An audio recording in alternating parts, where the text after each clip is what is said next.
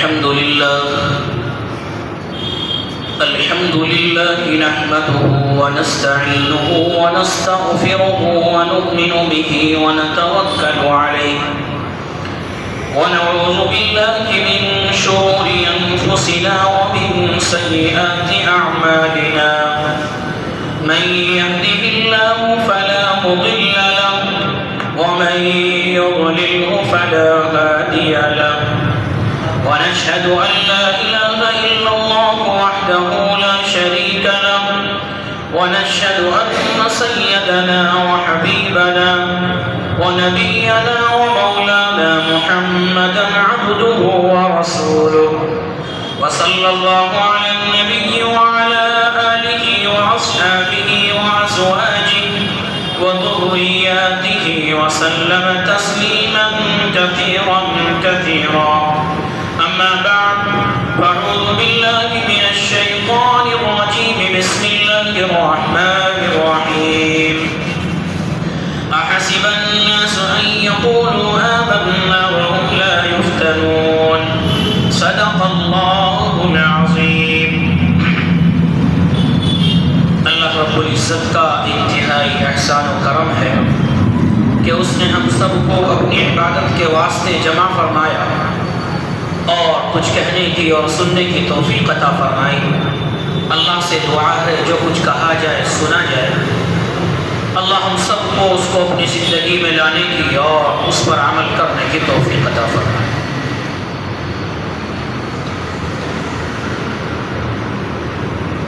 مخصوص اور سب سے اعلیٰ ایام گزرے ہیں جن میں جو اہم عبادتیں ہیں وہ ادا کی گئی. ان میں سے قربانی اور اسی طرح حج جیسی عظیم عبادت ادا کی گئی ہے اور اللہ رب العزت نے وہ سکون اور اطمینان کے ساتھ ادا کرائی. اب اللہ سے دعا ہے کہ اللہ نے ہمیں جو توفیق دی ہے کہ ہم نے اپنی استطاعت اور ہمت کے مطابق قربانی کری ہے اللہ رب العزت اس کو اپنی بارگاہ میں قبول فرمائے. قربانی کے ایام چلے گئے, حج کے ایام گزر گئے اور قربانی کے فضائل اور مناقب اور ابراہیم علیہ السلام کی زندگی کے تعلق سے اور آپ کے بیٹے اسماعیل علیہ السلام کی زندگی کے تعلق سے گفتگو ہوئی ہے. اب قربانی چلی گئی, قربانی کے ایام چلے گئے, حج چلا گیا, حج کے ایام گزر گئے. اب ہمیں یہ سوچنے پر مجبور کرتے ہیں کہ آخر یہ قربانی, یہ ابراہیم علیہ السلام کی زندگی اور یہ حج ہم کو کیا پیغام دے کر جا رہا ہے, ہمارے لیے کیا سبق دے کر جا رہا ہے, ہمارے لیے کیا سیکھ دے کر جا رہا ہے.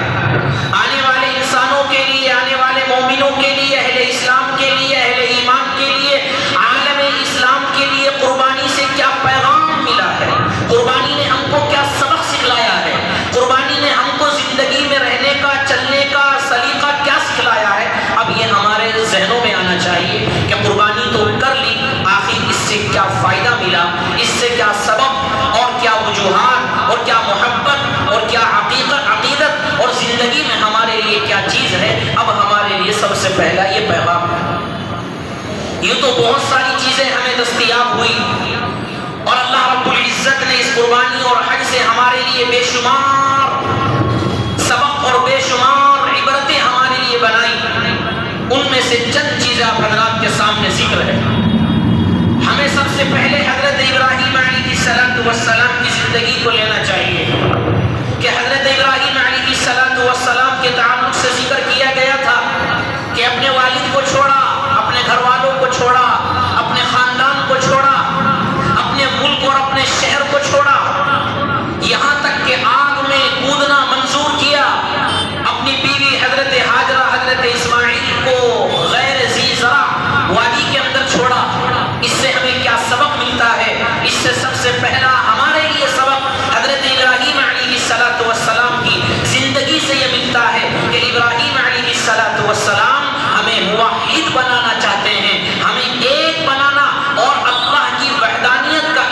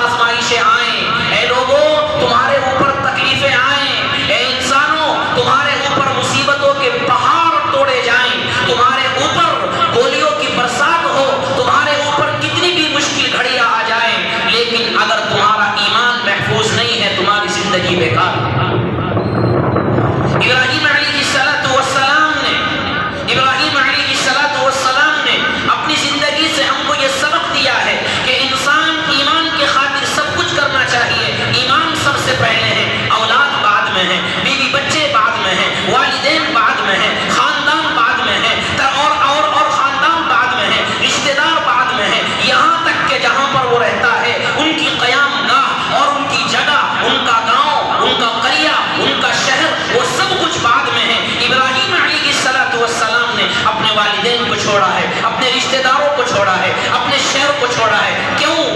اس لیے کہ اپنے ایمان کو بچانا تھا, اپنے ایمان کی حفاظت کرنی تھی, ایمان کی لوگوں کو دعوت دینی تھی. کیونکہ آپ کے والد کو بتایا گیا, سمجھایا گیا کہ ابا جان یہ بت ہیں, یہ آپ کو نفع نقصان نہیں پہنچا سکتے, آپ ان کی عبادتیں کر رہے ہیں, یہ آپ کو کوئی فائدہ نہیں پہنچا سکتے. لیکن وہ باپ ماننے کو تیار نہیں تھے. ابراہیم علیہ السلام نے والد کو چھوڑنے پر مجبور کر دیا, والد کو چھوڑ کر آ گئے اور یہ پیغام دے دیا کہ اگر یہاں رہوں گا تو میرے ایمان پر ڈاکہ ڈالا جائے گا, یہاں رہوں گا تو والد کی فرما برداری کرنی پڑے گی. والد کو چھوڑ دیا, ایمان کو بچا لیا, والد کو چھوڑ دیا, ایمان کو بچا لیا. آگ میں آپ کودنے کے لیے مجبور ہو گئے اور آپ کو کہہ دیا گیا, خوشی خوشی راضی ہو گئے, آگ میں کودنے کو راضی ہو گئے ایمان کی حفاظت کے لیے. شہر کو چھوڑنے پر مجبور ہوئے ایمان کی حفاظت کے لیے, والد کو چھوڑنے پر مجبور ہوئے ایمان کی حفاظت کے لیے, بتانے کے لیے دنیا والوں کو, انسانوں کو, آنے والی نسل کو کہ اگر تمہارا ایمان باقی ہے, تمہاری زندگی کے اندر تمہارا ایمان باقی ہے, تمہاری زندگی بھی کامیاب, تمہاری دنیا بھی کامیاب, تمہاری اخروی زندگی بھی کامیاب. اور اگر تم نے ایمان سے ہاتھ دھو دیا, تم نے ایمان سے ہاتھ دھو بیٹھے کسی محبت کی وجہ سے, کسی عقیدت کی وجہ سے, کسی مال و دولت کی وجہ سے, کسی فتنے کی وجہ سے تم نے ایمان سے ہاتھ دھو بیٹھا, دنیا تو تم کو مل جائے گی, دنیا کی رنگینی تم کو حاصل ہو جائے گی, دنیا کی خوبصورتی تم کو مل جائے گی, لیکن آخرت سے تم محروم کر دیے جاؤ گے, آخرت میں تمہیں کچھ حصہ ملنے والا نہیں ہے.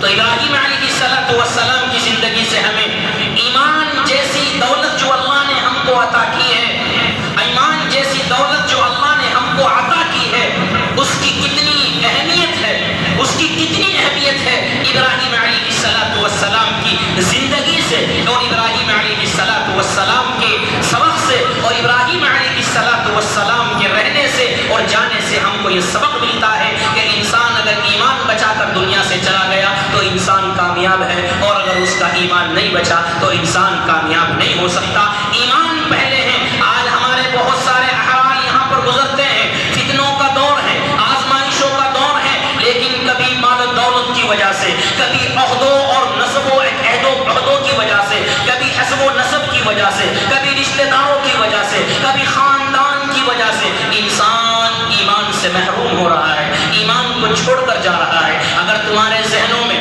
تمہارے دل و دماغ میں مال و دولت کی بات آ جائے, محبت کی بات آ جائے, عقیدت کی بات آ جائے, تو ابراہیم علیہ السلام کی زندگی ہمارے سامنے ہے کہ انہوں نے والدین کو چھوڑنا منظور کر لیا, ایمان کو چھوڑنا منظور نہ کیا. والدین کو چھوڑنا منظور کر لیا, لیکن اپنے ایمان کی حفاظت کو بچا کر وہاں سے نکل گئے.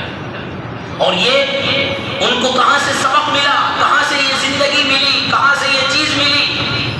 اس کے بعد ان کے نقش قدم پر چلتے ہوئے صحابہ اکرام کی زندگی کو دیکھیے. صحابہ اکرام رضوان اللہ تعالی علیہ مجمعین کے اوپر کیسی کیسی پریشانیاں, کیسی کیسی تکالیف ان پر آئی ہیں, لیکن تمام تکلیفوں کو برداشت کیا, تمام مصیبتوں کو برداشت کیا, تمام پریشانیوں کو جھیلا, لیکن اپنے ایمان کا سودا نہ کیا, اپنے ایمان کو نہیں بیچا, اپنے ایمان کو فروخت نہیں کیا. آج ہم چند ٹکوں کے خاطر آج ہم اپنے ایمان کا سودا کر رہے ہیں, آج محبت میں آ کر اپنے ایمان سے ہاتھ دھو بیٹھ رہے ہیں, آج لڑکیوں کے عشق میں آ کر نعوذ باللہ آج ہم اپنے ایمان سے ہاتھ دھو بیٹھ رہے ہیں. یہ کیا ہو رہا ہے؟ یہ فتنوں کا دور ہے, یہ آزمائشوں کا دور ہے. جب یہ حالات آ جائے تو صحابہ کی زندگی دیکھ لو, جب یہ حالات آ جائے تو ابراہیم علیہ السلام کی زندگی دیکھ لو. یہ ہمارے لیے عبرت ہے اور ہمارے لیے سبق ہے. حضرت بلال رضی اللہ تعالی عنہ کو کون نہیں جانتا, رہنے والے بھی حبشہ کے ہیں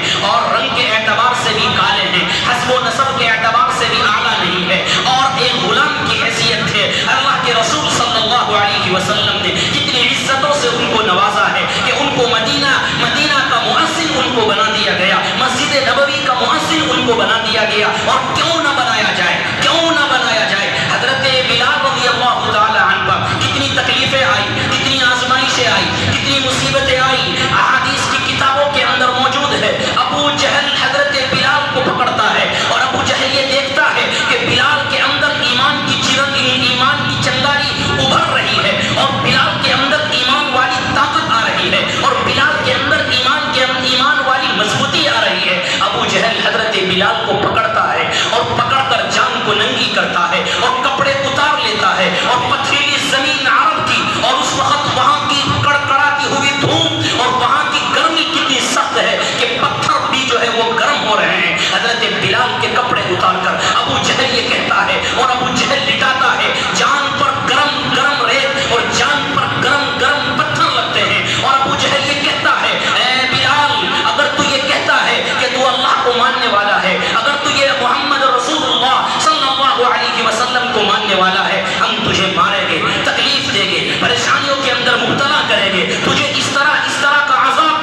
اے بلال اگر تو نے اپنے ایمان کو چھوڑ دیا، اے بلال تو نے اپنے ایمان کو ہاتھ دھو دیا، اے بلال تو نے محمد کا انکار کر دیا اور تو ہمارے ساتھ آ گیا، جو تو کہتا ہے تجھے عطا کر دیا جائے گا، جو عہدہ تو چاہتا ہے تجھے عہدہ عطا کر دیا جائے گا، جتنی مال و دولت تو چاہتا ہے اتنی مال و دولت تیرے قدموں میں رکھ دی جائے گی، لیکن اے بلال تیرے دل کے اندر جو ایمان ہے، تیرے دل کے اندر یہ ایمان کی چرن چنگاری ابھر رہی ہے، تیرے دل کے اندر جو زبان پر یہ کلمہ لا الہ الا اللہ محمد رسول اللہ جاری ہے، تیرے دل کے اندر یہ قرآن کی محبت، یہ رسول اللہ کی محبت، یہ اللہ کی محبت ہے، اس کو نکال دے، تیری مرضی ہے، ہم جو تو مطالبہ کرے گا ہم تجھے عطا کرنے کے لیے تیار ہے، لیکن وہ کوئی اور نہیں، وہ حضرت بلال تھے، وہ حبشہ کے رہنے والے تھے، ان کے دل کے اندر ایمان کی چنگاری ابھر رہی تھی، ان کے دل کے اندر ایمان تھا، انہوں نے کہا ابو جہل 100 بار کر چکا ہے تو امتحان ہمارا،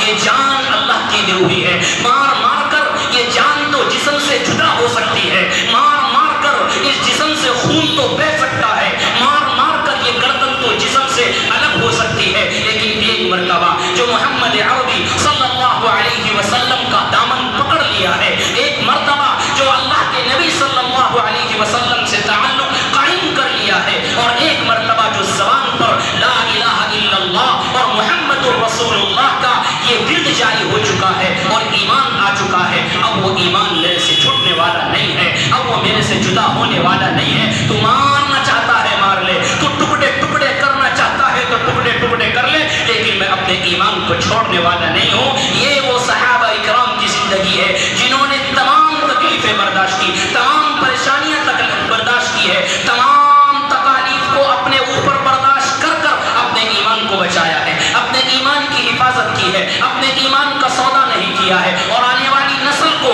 آنے والے انسانوں کو اور رہتی دنیا تک یہ پیغام دے دیا، اے لوگوں زندگی میں کتنی بھی مشکلات آ جائے اپنے ایمان کو بچا کر جاؤ گے تو تم کامیاب ہو، ایمان تم سے ہٹ گیا تمہاری زندگی کامیاب نہیں ہے۔ قربانی کے ایام ابراہیم علیہ السلام کی زندگی ہمیں یہ پیغام دیتی ہے، صحابہ اکرام حضرت بلال کی زندگی ہو، حضرت صہیب رومی کی زندگی ہو، اور پتہ نہیں کتنے صحابہ اکرام چاہے وہ جنگ بدر کے ہو، اور یہ تو چھوڑ دیجئے حضرت آسیہ رضی اللہ عنہا فرعون کی بیوی ہے، اسلام کو قبول کر چکی ہے، وہ فرعون جو اپنے آپ کو خدا کہلاتا تھا، وہ فرعون جو اپنے آپ کو سجدہ کراتا تھا، وہ فرعون جس کے محلات ہی محلات تھے، وہ فرعون جس کے یہاں سونا چاندی کے ڈھیر لگے ہوئے تھے، وہ فرعون جو مال و دولت سے تربتر تھا، لیکن اس کی بیوی اسلام لے آئی تھی، اس کی بیوی ایمان لے آئی تھی۔ فرعون نے سوچا کہ یہ کیا ماجرا ہو رہا ہے، لوگ مجھے آ کر سجدہ کرتے ہیں، لوگ مجھ دربار میں آ کر میری خدائی کا اقرار کرتے ہیں، اور میرے ہی گھر میں میری بیوی مجھے چھوڑ کر جا رہی ہے، مجھے خدا ماننے سے انکار کر رہی ہے، میرے سامنے سجدہ کرنے سے انکار کر رہی ہے۔ تاریخ کے اوراق گواہ ہیں، تاریخ کے اوراق شاہد ہے، کتابوں کے اندر لکھا ہے کتنی تکلیفیں فرعون نے اس کو دی ہے کہ اس کی جان کو ننگی کر دیا گیا، جسم سے کپڑے اتار لیے گئے، یہاں تک بھی لکھا ہے کہ کھال کو بھی اتار لیا گیا، کھال کو چیر کر اس کھال پر زخم پر نمک اور مرچ کو چھڑکا تاکہ جب اس کو تکلیف ہوگی، اس کو پریشانی ہوگی، یہ اپنے خدا کو چھوڑ دے گی، یہ اپنے خدا کا انکار کر دے گی اور مجھے خدا مان لے گی۔ لیکن حضرت آسیہ کے اندر ایمان گھر کر چکا تھا، حضرت آسیہ کے اندر ایمان کی طاقت آ چکی تھی، حضرت آسیہ کے اندر ایمان جیسی چنگاری ان کے دل کے اندر آ چکی تھی، انہوں نے فرعون کی تکلیفوں کو برداشت کیا، انہوں نے فرعون کے دیے ہوئے زخم کو برداشت کیا۔ ایک طرف وہ دیکھ رہی تھی، ایک طرف ایمان ہے، ایک طرف امتحان ہے، ایک طرف خدا ہے، ایک طرف فرعون ہے، یہ تکلیف چند روز کی ہے، یہ تکلیف آج کی ہے، کل کو راحت ملنے والی ہے، کل کو پریشانی کی بجائے آسانی ملنے والی ہے، کل کو جنت ملنے والی ہے۔ حضرت آسیہ رضی اللہ عنہا نے ٹھکرا دیا اور یہ پیغام لوگوں کو دے دیا کہ آنے والی انسانوں کو پیغام دے دیا، عورتوں کو پیغام دے دیا، یہ تو مردوں کی بات تھی حضرت بلال کی، اور حضرت آسیہ نے عورتوں کو، مومناؤں کو، مسلمانوں بہنوں کو پیغام دے دیا کہ مرد بہت دور کی بات ہے، عورتوں پر پھر تکلیف آئے گی۔ حضرت آسیہ کی زندگی کو سامنے رکھ لینا، حضرت آسیہ کی زندگی کو اپنے سامنے رکھ لینا کہ انہوں نے ہر کچھ برداشت کیا، وہ برداشت کیا جو نہیں کرنا چاہیے، انہوں نے اپنے ایمان کا سودا نہیں کیا۔ اور ہماری زندگی اس وقت ہمارے سامنے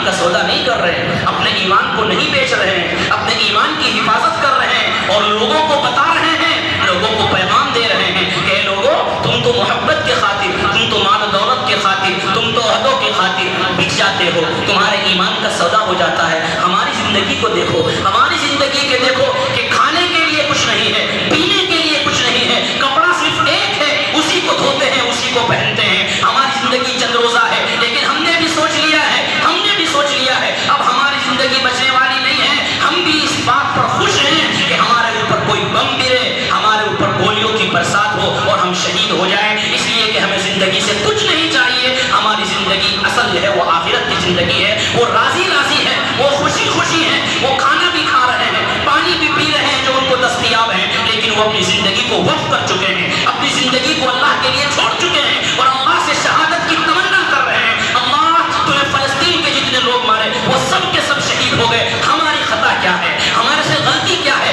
اللہ ہمیں بھی شہادت کی موت نصیب فرما، اللہ ہمیں بھی شہادت کی موت نصیب فرما۔ آج وہ بمباری کو ترس رہے ہیں اور ان کی زبان سے یہ جاری ہے کہ اگر ہمارے اوپر بمباری ہوتی ہے یہ ہماری خوش نصیبی ہے کہ ہمیں آخرت میں اس کا انعام ملنے والا ہے۔ ہمیں زندگی سے کوئی توقع نہیں ہے، ہمیں دنیا سے کوئی توقع نہیں ہے، نہ ہمیں دنیا چاہیے ہے، نہ چاہیے تھی اور نہ چاہیے۔ ہماری زندگی کا مقصد آخرت ہے، ہماری زندگی کا مقصد اللہ کی رضا ہے، ہماری زندگی کا مقصد اللہ کی خوشی ہے۔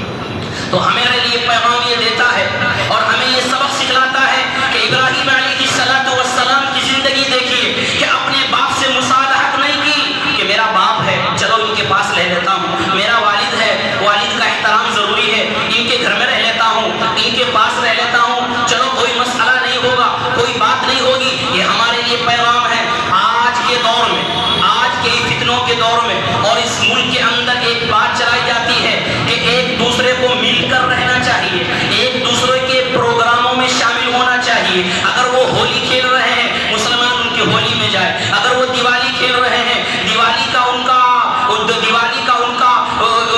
چل رہی ہے، مسلمانوں کو شریک ہونا چاہیے اور مسلمانوں کو محبت کا پیغام دینا چاہیے۔ یہ مسلمانوں کو بھڑکانے کی اور مسلمانوں کے ایمان پر ڈاکہ ڈالنے کی کوششیں ہیں، یہ کوششیں ہیں۔ ابراہیم علیہ السلام کی زندگی دیکھیے، ایمان کی خاطر اپنے ابا سے مصالحت نہیں کی، ایمان کی خاطر اپنے ابا سے مصالحت اور ان کے پیار اور محبت نہیں کی ہے۔ ایمان کے ساتھ کوئی سودا نہیں ہو سکتا۔ یہ پیغام دے دیا ابراہیم علیہ السلام نے کہ ایمان کے ساتھ کوئی سودا نہیں ہو سکتا، چاہے وہ والد ہو، چاہے وہ بھائی ہو، چاہے وہ رشتہ دار ہو۔ ایمان اور کفر کے درمیان جو دیوار ہے یہ دیوار باقی رہے گی، ایمان کے ساتھ کوئی سودا نہیں ہو سکتا۔ یہ ابراہیم علیہ السلام نے ہمیں ہماری زندگی میں اور ہمیں یہ سبق دیا ہے۔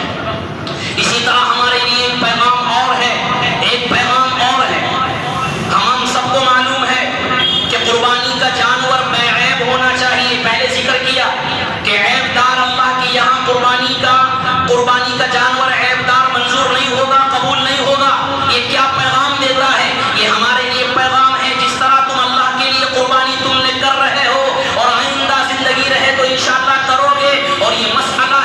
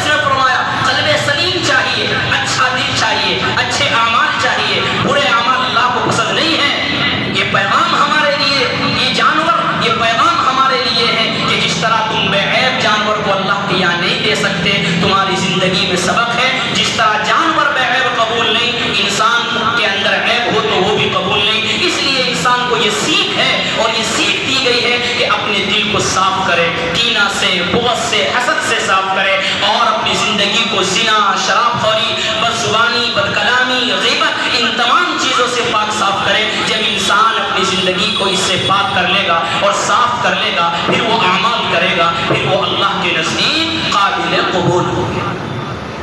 آپ نے وہ حدیث سنی ہے کہ رسول اللہ صلی اللہ علیہ وسلم کے دربار میں ایک صحابی آئے انصاری. اللہ کے رسول صلی اللہ علیہ وسلم کے دربار میں آئے وضو کرتے ہوئے. کتابوں کے اندر, احادیث کی کتابوں کے اندر موجود ہے کہ وضو کر رہے تھے, وضو کرتے ہوئے آئے مکمل, تو ان کی داڑھی سے وضو کے پانی کے قطرات ٹپک رہے تھے. اللہ کے نبی نے دیکھ کر فوراً بتایا جنتی آ رہا ہے. کیا فرمایا؟ جنتی آ رہا ہے. ایک دن ہو گیا, صحابہ کرام کو پوچھنے کی ہمت نہیں ہوئی, پوچھنے کی ہمت نہیں ہوئی. دوسرا دن ہوا, وہی انصاری صحابی آئے. اللہ کے رسول صلی اللہ علیہ وسلم نے پھر فرمایا جنتی آ رہا ہے. 2 دن ہو گئے, تیسرے دن پھر آئے وہی صحابی انصاری. اللہ کے رسول صلی اللہ علیہ وسلم نے پھر دیکھ کر بتایا جنتی آ رہا ہے. جب 3 دن مکمل ہو گئے, صحابہ سے رکا نہ گیا, صحابہ سے برداشت نہ ہوا. حضرت عبداللہ بن عمر رضی اللہ عنہ نے سوچا کہ اللہ کے نبی نے جنت کی بشارت ان کو دی ہے, 3 دن لگاتار سے سن رہا ہوں, اللہ کے نبی ان کو جنتی ہونے کی بشارت دے رہے ہیں, خوشخبری دے رہے ہیں. آخر ان کا عمل کیا ہے, آخر ان کا ماجرا کیا ہے, ان کی زندگی میں کون سا ایسا عمل ہے کہ اللہ کے نبی نے 3 دن لگاتار ان کو جنت کی بشارت دی ہے. عبداللہ بن عمر رضی اللہ تعالی عنہ نے ان انصاری صحابی سے کہا, اے انصاری صحابی, میں تمہارے گھر میں آنا چاہتا ہوں, تمہارے گھر میں قیام کرنا چاہتا ہوں, تمہارے گھر میں رہنا چاہتا ہوں. ان انصاری صحابی نے کہا خوش آمدید ہے, مرحبا ہے, اہلا و سہلا ہے, آئیے ہمارے گھر میں رہیے, آپ کی مہمانی ہے, ہماری میزبانی ہے, ہم مہمانی میں کوئی پریشان نہیں کریں گے اور ہماری طرف سے کوئی کمی نہیں ہوگی. عبداللہ بن عمر رضی اللہ تعالی عنہ ان انصاری صحابی کے گھر میں رہتے ہیں. جب 1 دن ہو گیا, 2 دن ہو گئے, 3 دن ہو گئے, ان کو کوئی ایک ایسا عمل بھی نظر نہیں آیا جو عجوبہ ہو, جو عجیب ہو. وہ دیکھتے ہیں نمازیں بھی پڑھتے ہیں, وہی ہم پڑھتے ہیں, تہجد پڑھتے ہیں, وہی ہم پڑھ رہے ہیں, قرآن کریم کی تلاوت ہے, ذکر کر رہے ہیں, اچھے اخلاق ہیں, سب وہی چیزیں ہیں. کوئی عجیب چیز نظر نہیں آئی, کوئی عجیب چیز نظر آئی نہیں. تو جب دیکھا کہ کوئی عجیب چیز نظر نہیں آئی, عبداللہ بن عمر نے کہا, اے انصاری صحابی, میں آپ کے گھر میں اس لیے قیام کیا ہے, میں آپ کا عمل دیکھنا چاہتا تھا کہ آپ کا وہ کون سا عمل ہے کہ اللہ کے نبی نے آپ کو جنت کی خوشخبری دی ہے, وہ کون سا عمل ہے کہ اللہ کے نبی نے لگاتار آپ کو جنت کی بشارت دی ہے. لیکن میں 3 دن آپ کے گھر قیام کیا, میں 3 دن آپ کے مہمان رہا, مجھے کوئی ایسا عمل اپنی نظر میں, اپنی کوتاہ نظر میں نظر نہیں آیا. آپ بتا دیجئے وہ کون سا عمل ہے کہ اللہ کے نبی نے آپ کو بشارت دی ہے. انصاری صحابی نے کہا, اے عبداللہ بن عمر, تو نے میرے اعمال کو دیکھا, وہی اعمال میں کرتا ہوں جو تم کرتے ہو, وہی قرآن, وہی ذکر, وہی سب چیزیں ہیں, وہ تمام چیزیں ہیں. ہاں, میں ایک عمل کر لیتا ہوں کہ جب رات کو بستر پر لیٹتا ہوں, جب رات کو سونے کے لیے جاتا ہوں, تو اپنے دل کو دنیا کی محبت سے اور دنیا کے لوگوں سے پاک کر لیتا ہوں. دنیا کی محبت اور دنیا کے لوگ جو عداوت, دشمنی, بغض, حسد, کینہ ہے, میں اس سے اپنے دل کو پاک کر کر سوتا ہوں, بالکل سب کی طرف سے پاک کر کر سوتا ہوں. ہو سکتا ہے کہ اللہ کے نبی نے اسی کے لیے بشارت دی ہو. عبداللہ بن عمر نے فرمایا, یہی وہ عمل ہے, یہی وہ عمل ہے کہ تم اپنے دل کو بقلب سلیم, جو اللہ نے فرمایا کہ اپنے دل کو لوگوں کی محبت, دنیا کی محبت, کینہ, بغض, حسد سے پاک کر کر سوتے ہو, صاف کر کر سوتے ہو. دل کے اندر کوئی کینہ نہیں, دل کے اندر کوئی بغض نہیں. اللہ نے اسی دل کی وجہ سے, اسی پاک دل کی وجہ سے اللہ نے تمہیں جنت کی بشارت دی. اللہ نے جنت کی بشارت دی ہے. معلوم ہوا کہ انسان پاک ہو, دل بھی پاک ہو, تو اللہ کے نزدیک بہت مقبول ہے. اور ابراہیم علیہ السلام کی زندگی سے ہمیں یہ سبق ملا ہے, یہ سبق ملا ہے کہ اللہ نے خواب کے اندر بتایا بیٹے کو ذبح کرے. عقل کیا کہتی ہے کہ کون اپنے بیٹے کو ذبح کرتا ہے, کون کرتا ہے, لیکن اللہ کا حکم مقدم رکھا. معلوم یہ ہوا اللہ کا جو حکم ہے وہ پہلے ہے, وہ عقل میں آئے یا نہ آئے, لیکن اس کو کر گزرنا ہے, اس کو بجا لانا ہے. اللہ کا حکم تمام چیزوں پر مقدم ہے. یہاں تک کہ آپ حضرات کو معلوم ہے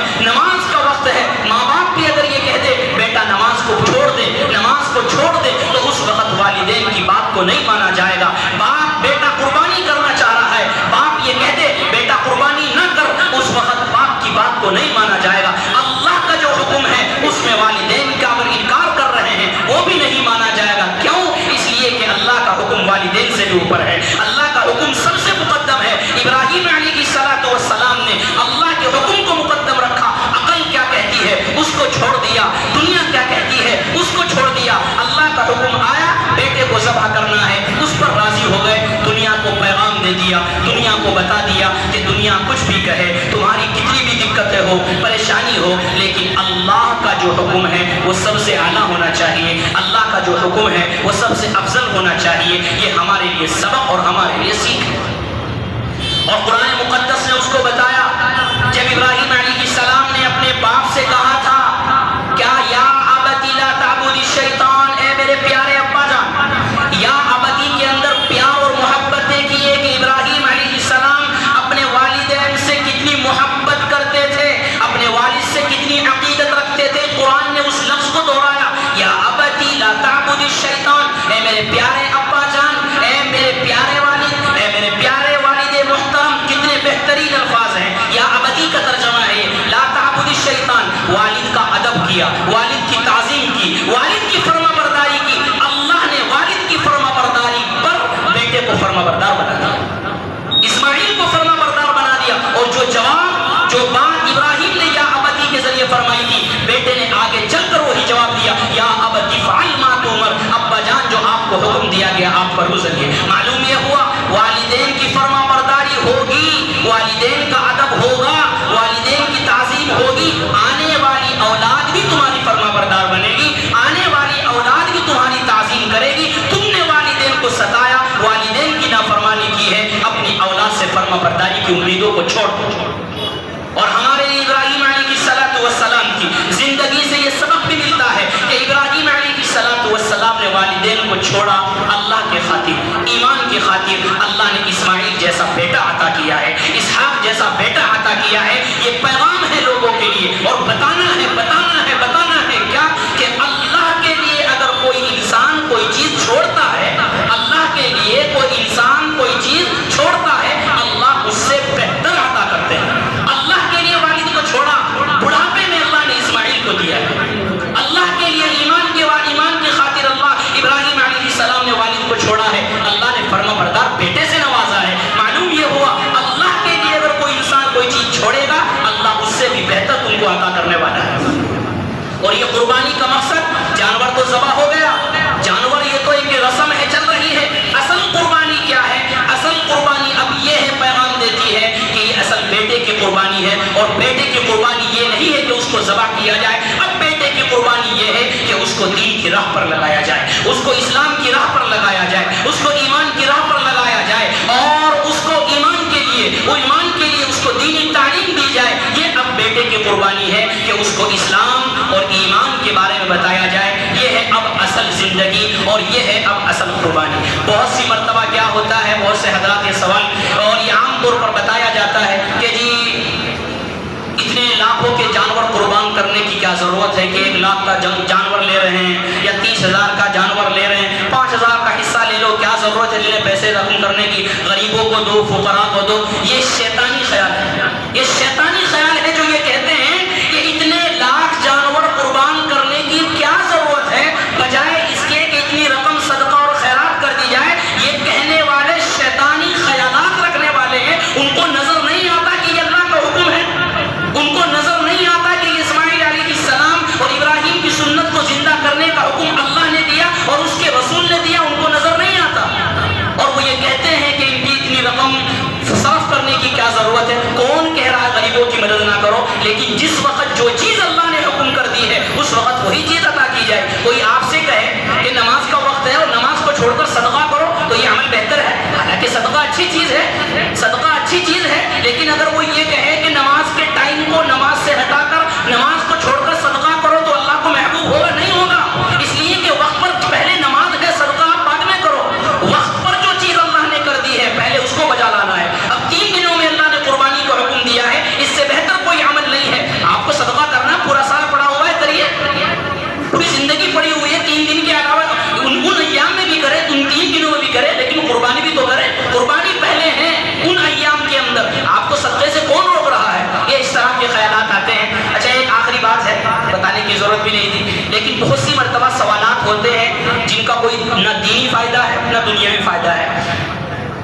اور سوال بھی کوئی ایسا ہی ہے. سوال یہ صاحب نے کیا ہے